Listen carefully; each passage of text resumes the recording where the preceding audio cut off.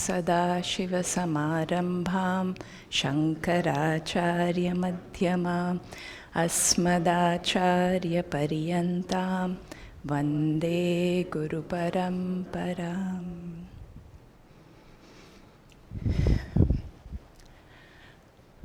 Om Ganganapataye Namaha. Om Sri Radha Krishnaya Namaha. Om Shri Dakshinamurtaye Namaha.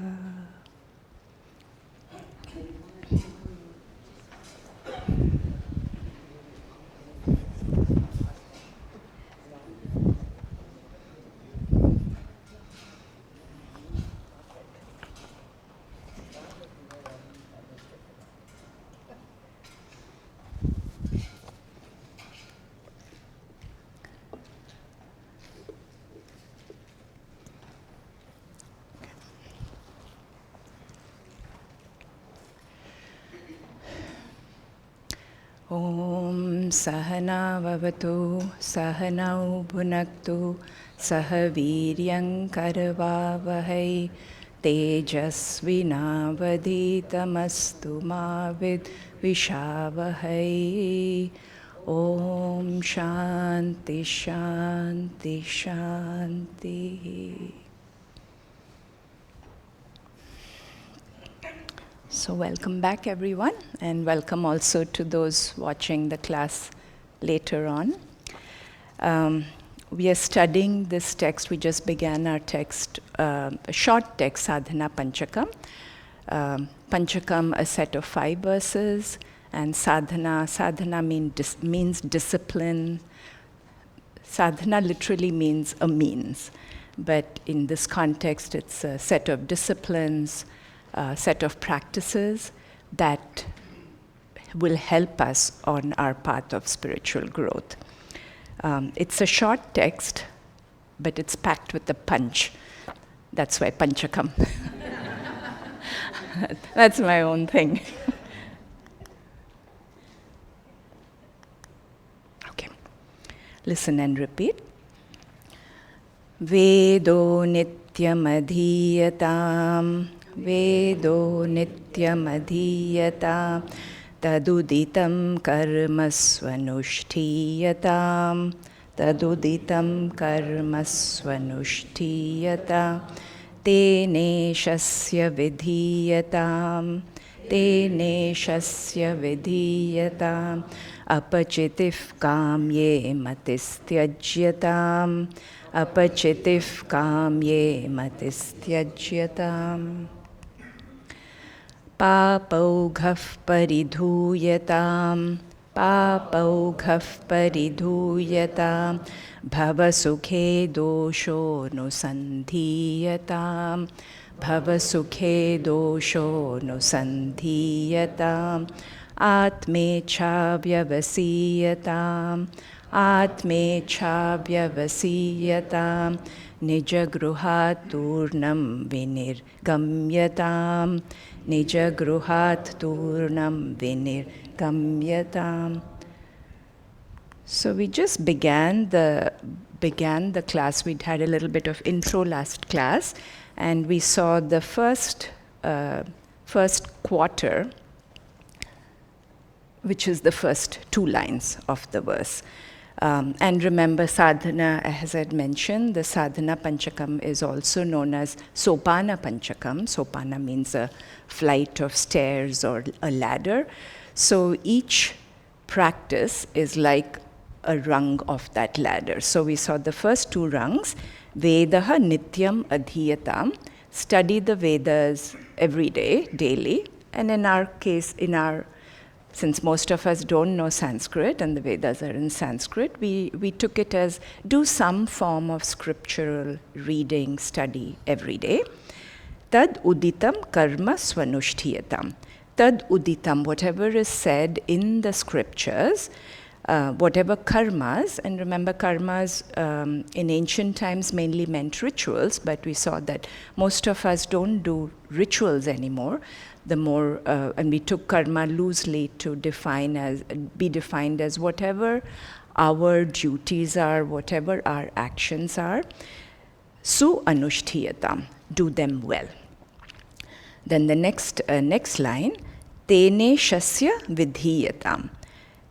Tena, by that, meaning by doing our karmas, our duties, taking care of responsibilities, by doing one's swadharma, we saw the word swadharma last time, by doing them well, what happens? Vidhiyatam. Actually, not what happens. By doing them well, vidhiyatam. Let them be offered, let them be dedicated, let them be devoted, given as an offering to whom? Ishasya, for Ishvara, for God. So karma, as we saw, karma can also be a puja. Instead of a ritual, we could take it as a puja or a worship. So any action, puja or any action, the verse is saying, offer them to Ishvara. And what that implies is that we don't take doership of the action. We don't take doership of the action, we offer it as an offering. We do our karmas as an offering to Ishvara. If we don't take doership of the action, we also don't have claim on the results of the action. So it says, do the karmas with the right attitude, with this attitude of Ishvara Arpana Buddhi, and as an offering to Ishvara. And this, anything that we offer to Ishvara, so typically we think of puja as an offering, as a way of worship, as a form of worship. But anything we do, if it is an offering, it becomes worship. It becomes worship of Ishvara. And how does this worship of Ishvara, by offering our actions, help us? Any offering, any worship, any act that you do with that mindset is going to get punya karma, is going to give you punya karma in the sense of not taking possession, not taking ownership of the action. It connects us to Ishvara. And when we understand that Ishvara is the karma phala data, the giver of karma phalas, of the results, phala, fruits of our own action, then, like I said a few minutes back, we don't take, if we do any action with this attitude, if the results turn out like we expected, great. If the results turn out not like what we expected, we're still okay. We can still be okay with the outcome, because the results are given to us by Ishvara based on our own actions. And that's a whole topic of the law of the theory, law of karma and free will. So the verse is saying, Tene shasya, tena ishasya vidhiyatam. Let your karmas or actions themselves be as an offering, be a worship. So you don't have to, if you don't have a practice of doing puja, which many people may not have, anything you do can become worship of Ishvara. So the third rung of the ladder says, offer your karmas to Ishvara. Don't claim ownership of the results, either of the action. Don't be a karta, a doer of the action, and don't be a bhokta, a recipient and enjoyer of the action, of the results of your action. And the next half of the first line, apachiti kamye matis tyajyatam. Tyajyatam, give up. Give up what? Not your karmas, not your studies, not your vedaha nityam adhiyatam, but give up apachitihi matihi. Apachitihi means undesirable, and matihi means thinking or thoughts. So give up undesirable thinking with regard to what? Kamye, with regard to karmas. So what is undesirable thinking? When we do any action with the thinking of what's in it for me? What am I going to get out of it? That's a very normal psychological reason for why we do anything, right? Unless you are even very altruistic people, like Mother Teresa. You do, and I'm not saying she did it for the sake, but the psychology is even very altruistic action. When you do something good, how does that make you feel? Good. So you're getting something out of it in return. So this undesirable thinking is really what's in it for me, whether it is a feel-good or a material gain or whatever outcome, whatever you think you will get out of it. But this verse is saying, give up this undesirable thinking, kamye, with regards to karmas. Now, this karmas is not the karmas we are supposed to do. This is specifically with regard to sakama karma. We saw last class how karmas could be are classified in the scriptures into 3 or 4 different kinds, and one of them is the nishkama karma, doing our duties without, whether we like them or not, doing actions, doing karmas, irrespective of whether we like them or not. The second was the sakama karma, when we do something based on our desire. Whether I like to do it. If I like to do something, I'll do it. If I don't like to do something, I won't do it, even if I'm supposed to do it. So just take a silly example of, say, in a home. House needs to be cleaned, right? Bathroom needs to be cleaned. Clothes need to be washed. I know these are all chores. Many times you don't want to do it. Of course, if you have somebody else doing it for you, that's a whole different story. But if it is your responsibility to do clean your house, even if you don't want to do it, you have to do it. So sakama karma, based on karmas based on our desires or some benefit to us. So that's give up those karmas, though apachitihi matihi, give up the undesirable thinking of those karmas, with regard to sakama karma, with regard to desire-based, based on your desires. And the third category was nishiddha karma, karmas that you completely have to avoid. So when we do any action or karma, whether we get a material benefit or psychological benefit should not be the goal. The goal really should be, I am doing this karma with the right attitude of Ishvara Arpana, with offering it as a worship to God. I am doing this karma, and this worship, this attitude, will purify my mind, will help me up that rung of ladder. So the karma should be done, any action should be done for gaining purity of mind, not for any material gains. So how to reduce? All of us have desires. All of us have things we want to do and things we don't want to do. So how to decrease these desire-based actions? How to decrease the desire-based karmas? Firstly, we need to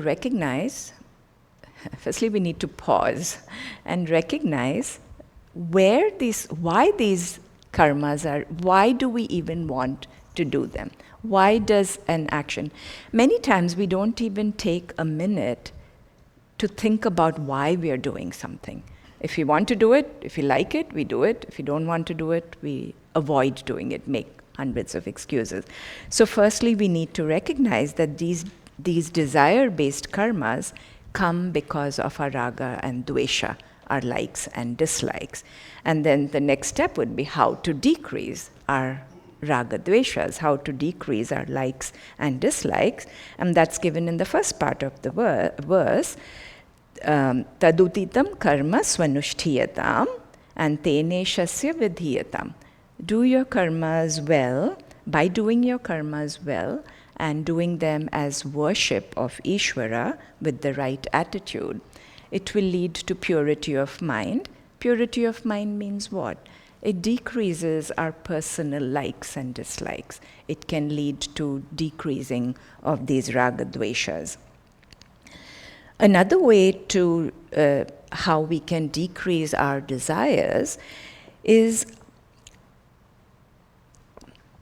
if we are trying to if we are doing a karma to gain with the expectation of a material gain, we can, it's almost like a purva paksha, not quite opposing point. We can reflect on how much we already have, how blessed we already are. So whether our karma, we like to do the karma or not, we can recognize that we are already blessed, and that will help decrease our raga dveshas. And Pujya Swamiji used this wonderful phrase of turning our lives from becoming a consumer to a contributor. So instead of thinking, what's in it for me, you can think, what can I give? What can I offer? And this is something that our Swamiji is living his life by. He is living his life by saying, what can he offer to all of us, to his students, to everybody? What benefits? So even on days that he's not feeling too great, he's coming and teaching as much as he can. So this fourth rung of the ladder, apachitihi matihi tyajyatam, give up incorrect thinking or give up undesirable thinking, decrease doing karmas based on likes and dislikes, decrease your sakama karma. The next half of the verse, papogha paridhuyatam. Paridhuyatam means wipe out or clean or completely neutralize, remove completely what? Papa augha. Augha means a flood of papams, a flood of negative outcomes, negative thinking. And it's connecting to the prior quarter, because the prior quarter is talking about our likes and dislikes, our desires. And our desires obstruct our spiritual growth. Therefore, they're called papam in this part of the verse.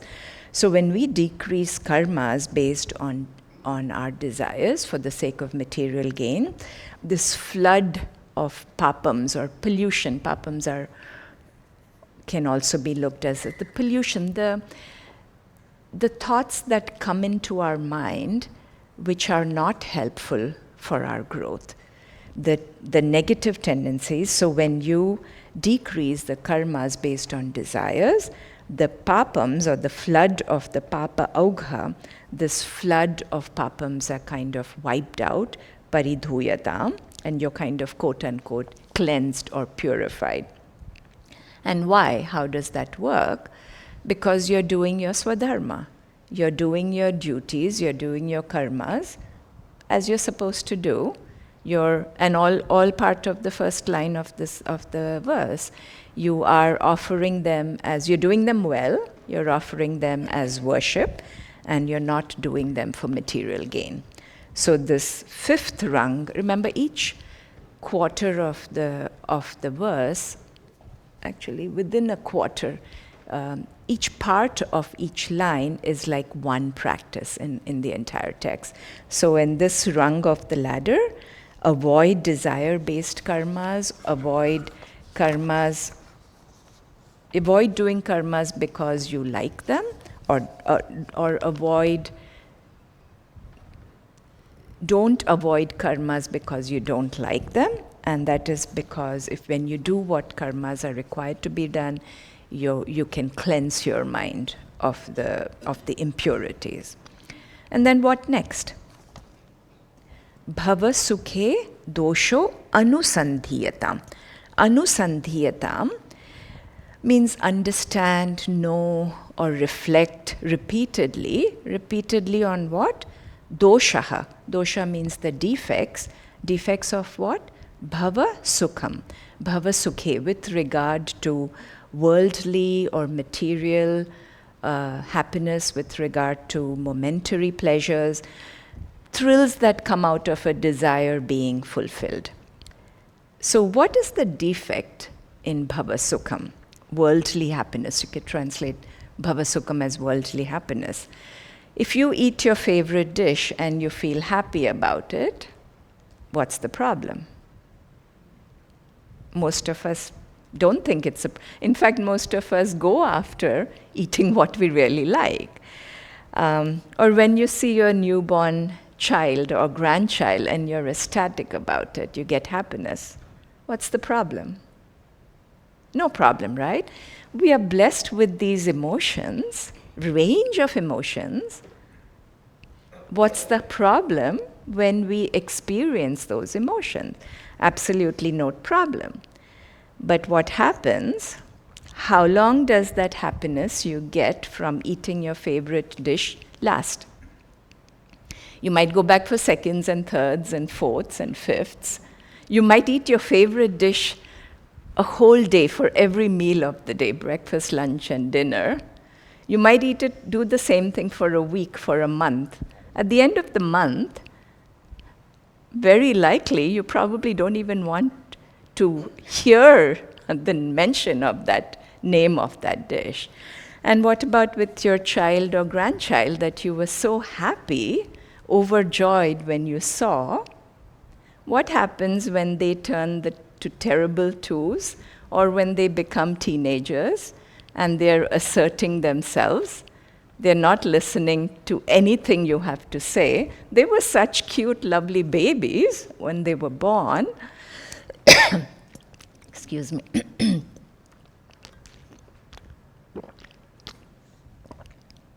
They were this bundle of happiness, bundle of joy, and very quickly they are back answering you. They are not listening to you. So what happens with your happiness?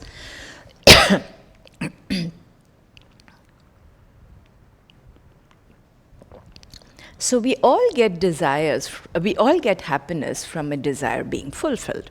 There's no doubt about that. You have a desire for a new house, a new $1 million home. So what do? You work really hard, save up, do your stock market portfolio, manage it well, so you earn enough money, you save up enough money to buy this fancy house, dream house. You move into the house, you feel really good. You know, it's like a new car. It has the smell of the new car, the seats have the smell, so your house has a new house smell. You live there, you're enjoying your house. After a year or so, the house is no longer new, right? So your desire has been fulfilled. What happens next? Your first desire for owning this fancy house has been fulfilled. What happens next? Usually, this is how our minds think. Our minds start working on what can I get next? What do I need next? Now, remember, you bought that fancy house thinking that's going to make you happy. And no doubt it made you happy. You lived there, maybe even for, let's give it a longer time, 1 year, 5 years, 10 years. You bring up your children there, and you have the perfect children. They enter teens, they're no longer back answering, they're listening to everything you say. Obviously, I think that's only a fictional situation. So when that desire for the new house is over, you got the happiness from that new house, what happens next? Usually, we start to look for happiness elsewhere. We try to look for it in our children, and as they're growing up, that happiness starts to decrease. So then maybe you replace that desire for a new house. So remember, the fundamental reason for that desire is because you think you're going to get that happiness by fulfilling that desire.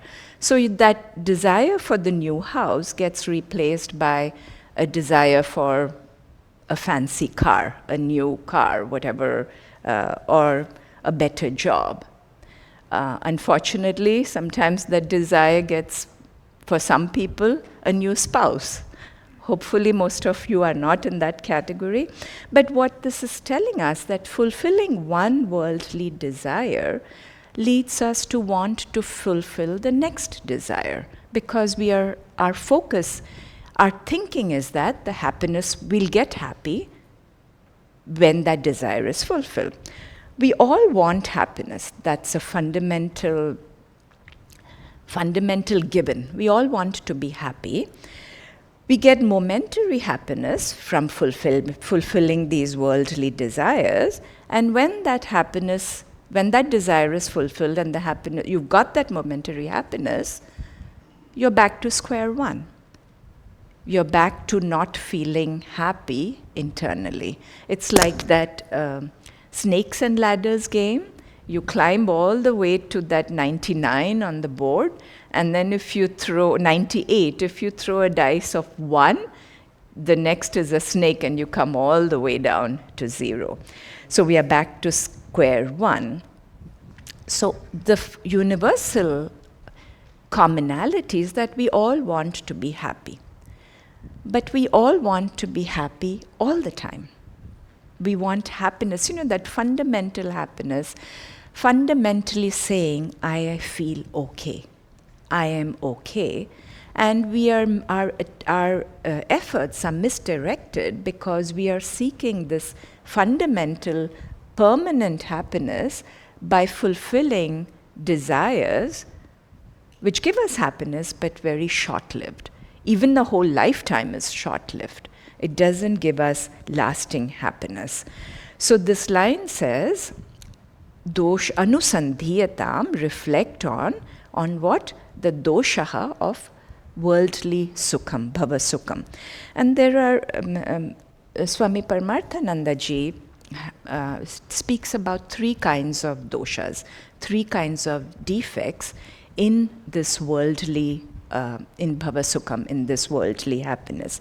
First is it's dukkha mishritatva. Mishritatva means mixed. So any happiness is mixed with dukkham, is mixed with sorrow or pain.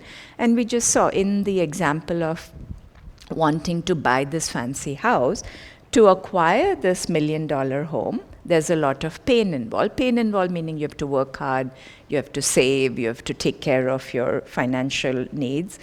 Then there is pain in preserving it. So once you have a new house, after a few years, it's no longer new.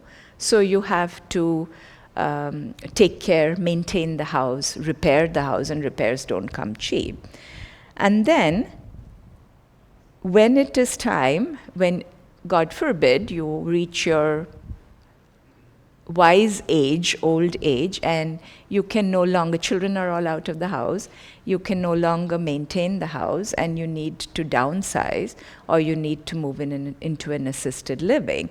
So that loss of the house, for many people, the house becomes such a strong sense of identity, because so many memories are in that house. You've raised your children, you've lived in that house, you've made a lot of memories. So what happens, there is pain when you have to lose that house or give up that house. So any happiness is mixed with dukkham, mixed with sorrow. Then the second kind of defect is atriptikaram. Tripti means satisfaction or happiness, and atriptikaram, meaning it doesn't give you this lasting happiness or this lasting joy. So any happiness you get from fulfilling worldly desires will not satisfy, because that's how our psychology is. When one desire is fulfilled, our minds turn to the next one. You want more.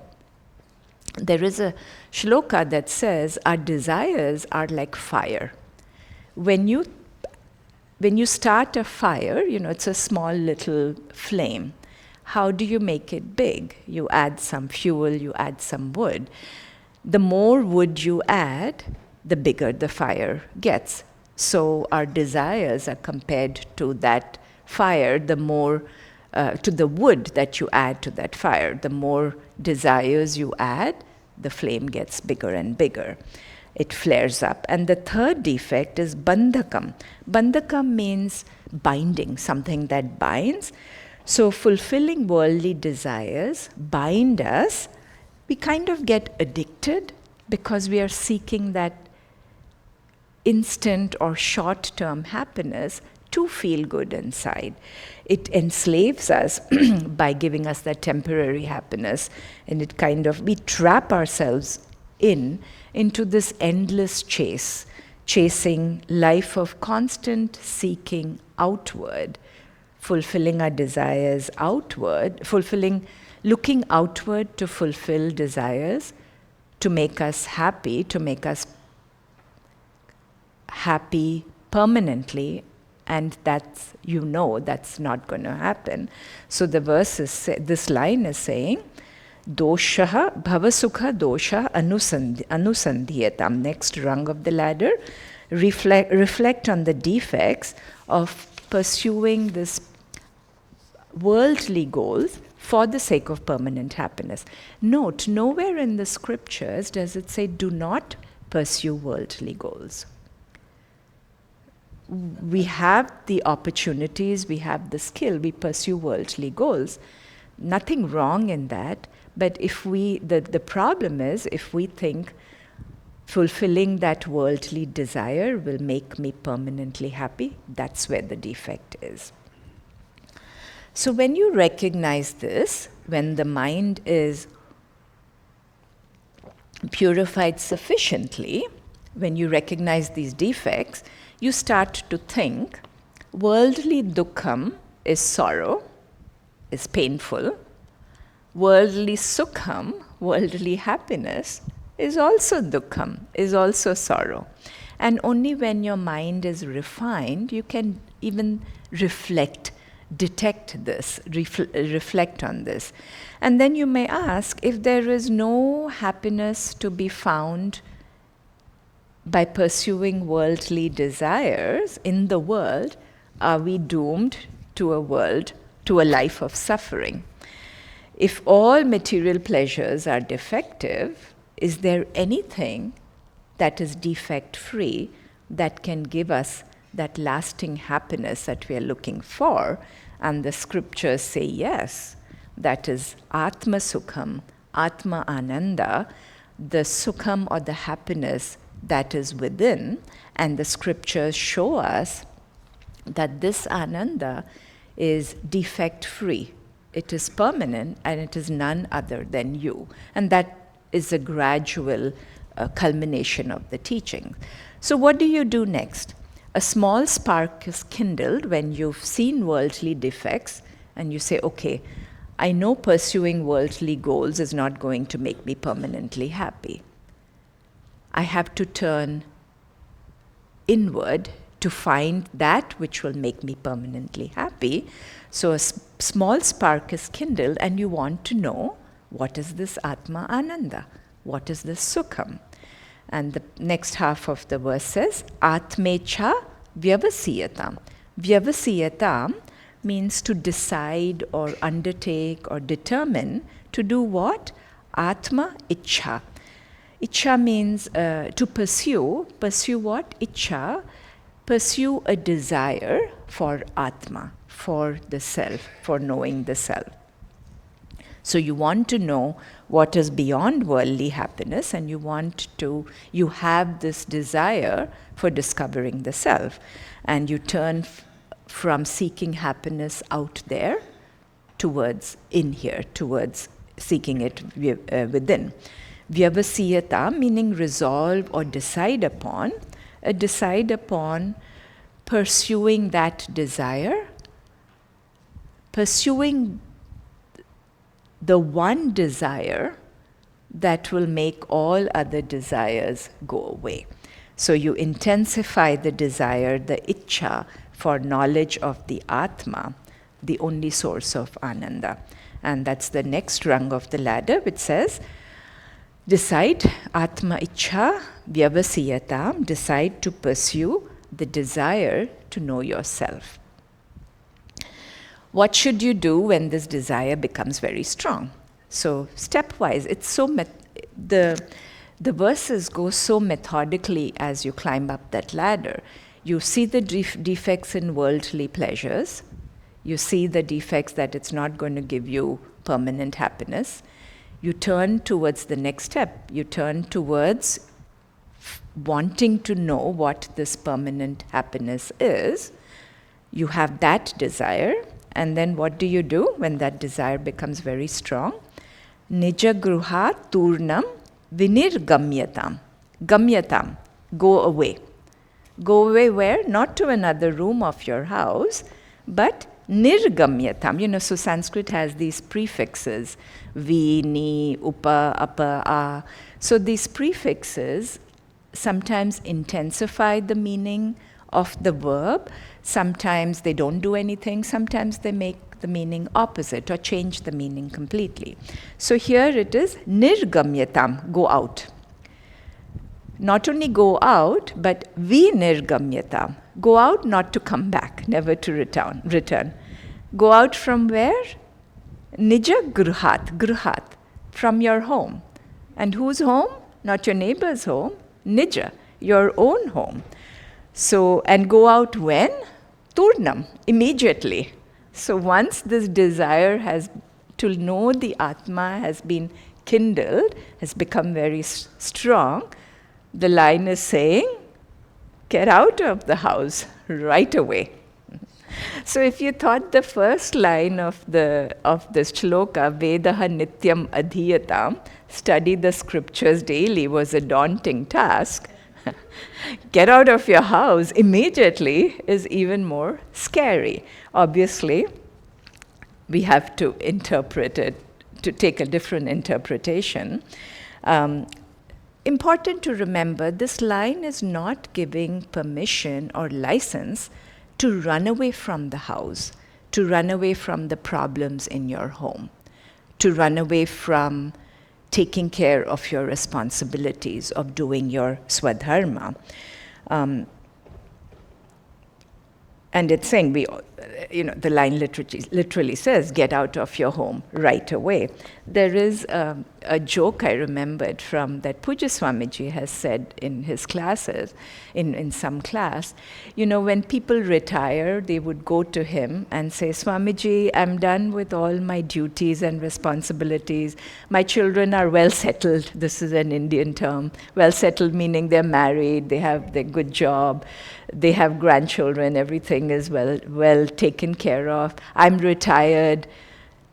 I want to come and do seva. I want to come to your ashram. And Swamiji would ask for what? To do seva. And Swamiji joked, these people are in their 70s and 80s because they're coming after taking care of all their responsibilities. They need help. They can't lift a chair because they need some help for somebody to lift them. So obviously leaving the house, of course the scriptures allow for people to leave the house and take sannyasa at any age, depending on your swadharma.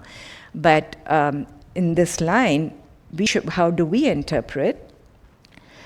So home is usually where most of us seek comfort, where we are comfortable. Of course, I understand that many homes there's a lot of strife and there's a lot of discomfort and problems, but for many people, a home is where you feel safe, where you feel comfortable.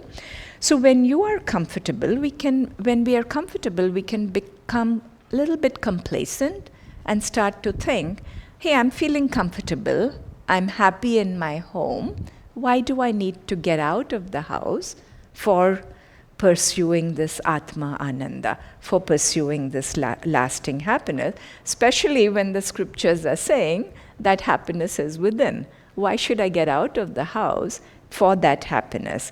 So this line can be taken as a warning to say that this sense of complacency can trap us, it can bind us to bhavasukham, to this worldly happiness, to these worldly pleasures, and we can get stuck thinking that I am happy, I am okay in my house, I am okay getting little bit of happiness by fulfilling these little desires, and we start to think that this comfortable house that we are in, this comfortable home, is a permanent source of happiness. So this complacency, this attitude can kind of dull our thinking and kind of trap us into thinking that this is all we need to do to be permanently happy. So that's why the line says, leave your home immediately.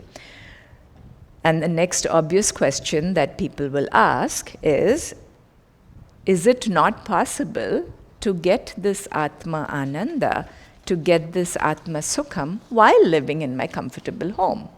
Of course it's possible. When is it possible? Firstly, you need to reflect on why you are living in the house. Whether you are living because it's comfortable, because it's making you happy, or you're living in the house with your family to perform your karma, to fulfill your obligatory duties, to take care of whatever you need to take care of. You're doing your karma, you're living in the house, performing your karmas with that sense of Ishvara Arpana, with the sense of worship to God. You're gaining inner purity. There's no need to leave the house to gain this Atma Ananda. And also you're doing Vedaha Nityam Adhiyatam. You are studying some aspect of the scriptures every day so that you kind of get enmeshed. Your thinking starts to change, and it takes a long time. It takes a long time for our thinking to shift from the perspective of happiness, getting happiness from outside, to knowing the true source of happiness. It takes a long time. So if obviously most of us are not going to get up and leave our homes immediately, but we can learn to quote unquote leave our homes mentally with the shift in thinking. And at a deeper level, this home can also, this house can also imply letting go of our sense of identification, our sense of ego. Our ego gets identified with the house, so it can be coming out of this, leaving the house can represent coming out of this identification with our mind, our body, and our senses. So this next rung of the ladder says, Nijagruhat vinirgamyatam. Recognize the need. Once you recognize the need to find that Atma Ananda, that true happiness, lasting Sukham, which is within, get out of your house, leave your house at least mentally, meaning shift your thinking. So I thought it will be nice to have, because Sanskrit, the verses are easy, but I thought after every verse, we can do a brief review of the rungs of the ladder, of the 8 sadhanas, 7 or 8 sadhanas that are mentioned in the verse. So the first verse, start from the bottom, do some form of scriptural study every day. So that really represents the brahmacharya ashrama. Remember in the first class we saw the 4 ashramas, varnas and ashramas. So as a brahmachari, as a student, the main form, the main responsibility, the main karma was to study. I know most of us are not in that stage of life. Actually, I see one person who is, but most of us are past that stage. But the message is for everyone. Whether you're actually a brahmachari or not, do some form of study every day. The second rung, do your karmas. Tad uditam karma swanushtiyatam. Do your karmas well. Whatever your karmas are, whatever your swadharma is, do it well. Tene shasya vidhiyatam. Offer those karmas to Ishvara. So that really, from there to step number 7, So offering karmas to Ishvara can also be part of the brahmacharya ashrama, because whatever you're learning, you're offering as to Ishvara, but it also mostly implies the grihastha ashrama, where one of the main responsibilities of grihastha ashrama was to perform rituals and to support the other three varnas. So offer your karmas as a worship to Ishvara. Step number 4, decrease your karmas based on likes and dislikes. Apachiti kamye matistyajyatam. Decrease your sakama karmas. Step number 5, avoid desire-based karmas to purify your mind. That was that papaughav paridhuyatam. So purify your mind by removing or decreasing firstly reflecting on why you're doing karma, and recognizing which are desire-based karmas. Then number 6, reflect on the defects of worldly pursuits. Bhavasukhe doshaha anusandhiyatam. Understand what these defects are and how they can bind you, how the happiness that we get from seeking worldly pleasures are very limiting, very short-lived, full of defects, and we saw 3 kinds of defects. Atmecha vyavasiyatam. Decide to pursue the desire to know yourself. So once you recognize the defects of pursuing worldly goals, turn for permanent happiness, turn inwards and develop or desire this strong desire to know yourself. And the 8th rung, what is the 8th rung?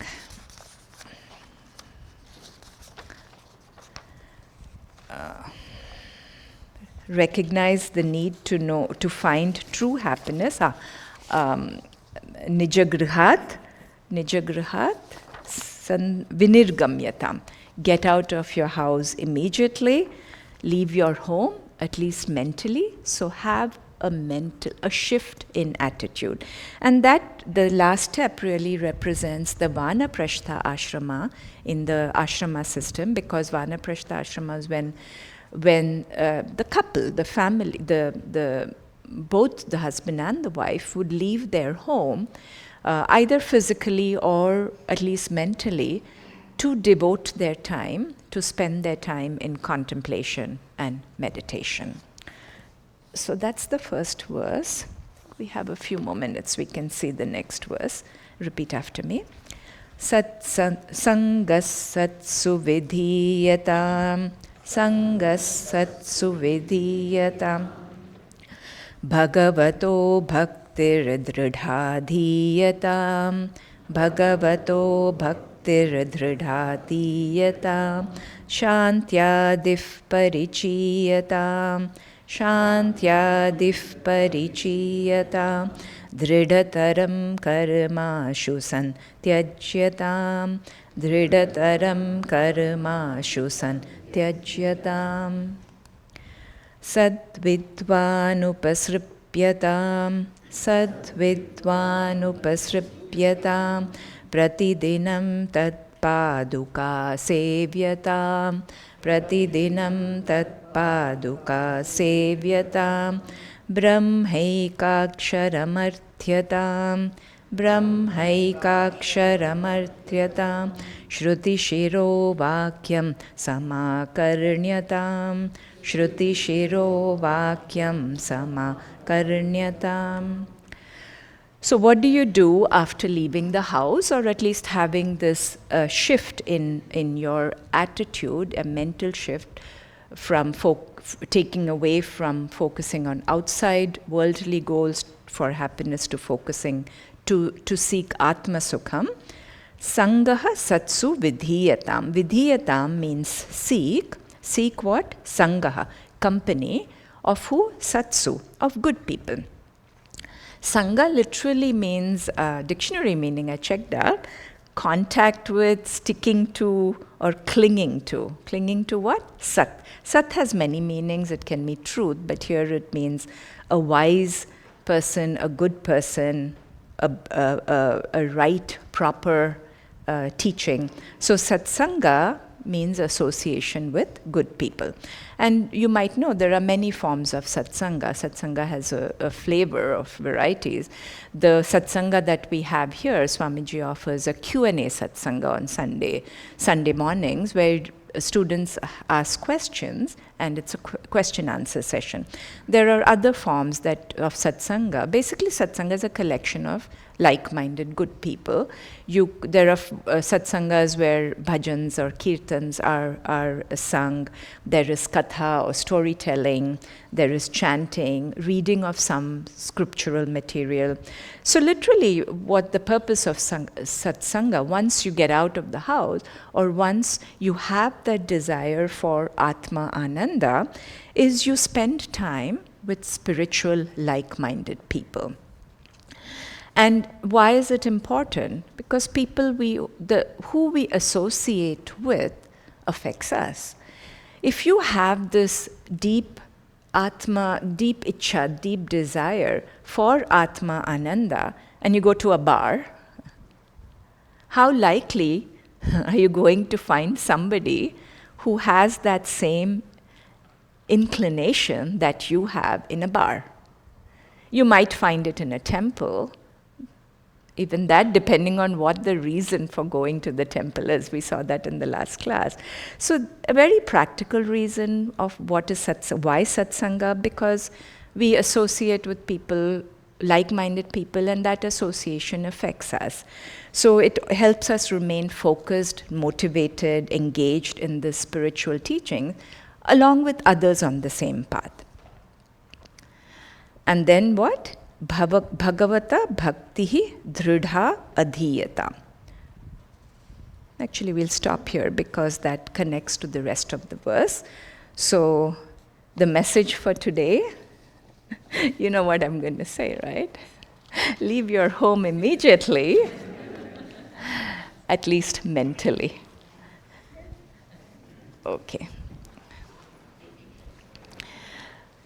Om sarve bhavantu sukhinah, sarve santu niramayaha, sarve bhadrani pashyantu, ma kaschid dukkha bhag bhavet, asato ma sadgamaya, tamaso ma jyotirgamaya, mrityor ma amrutangamaya. Om Shanti Shanti Shanti. Harihi Om Shri Gurubhyo Namaha. Harihi Om. Thank you all for coming. See you next time.